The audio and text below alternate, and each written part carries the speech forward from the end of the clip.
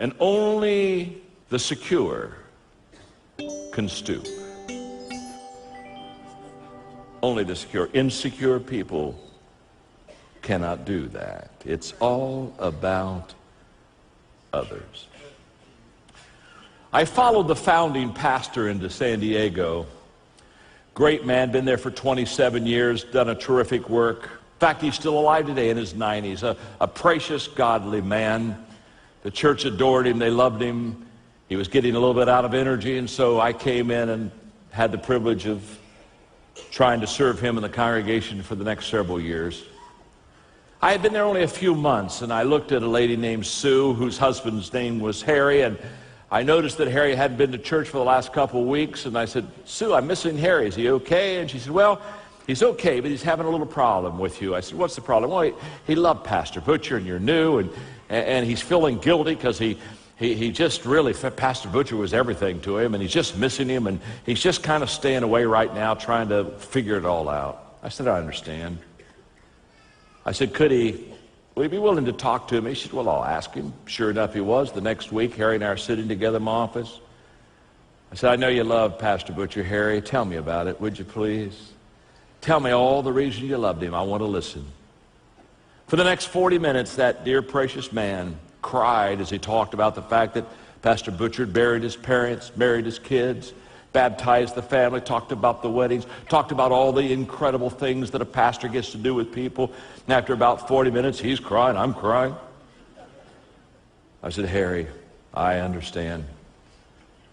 I said, I think I need to share something with you. I give you permission, Harry, to always love Pastor Butcher more than me.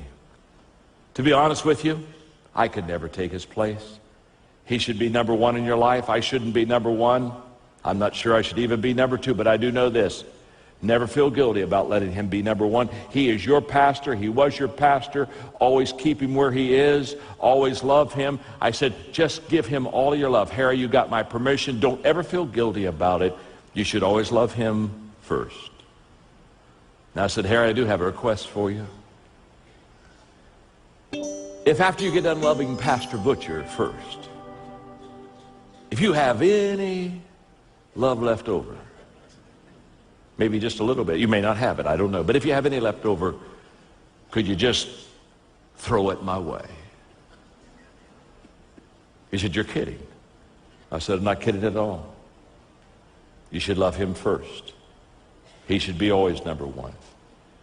Harry started coming back to church. I kid you not, he lived for 7 more years, and as I'd be out on the campus, there was never a month would go by I'd be talking to somebody. He kind of was a practical joker. He liked to sneak up on me. He'd come in behind me when I wasn't looking, and he'd kind of put his arm around me and say, guess who? And I'd say, it's Harry, it's Harry. It's Harry. He said, I just want to come and give you a hug and tell you that I had just a little love. Just a little love left over. Can I tell you something? There is nothing worse in this world than an insecure leader who somehow thinks that the world should worship him. Get a life. Understand, it is not about you. Connecting is all about others.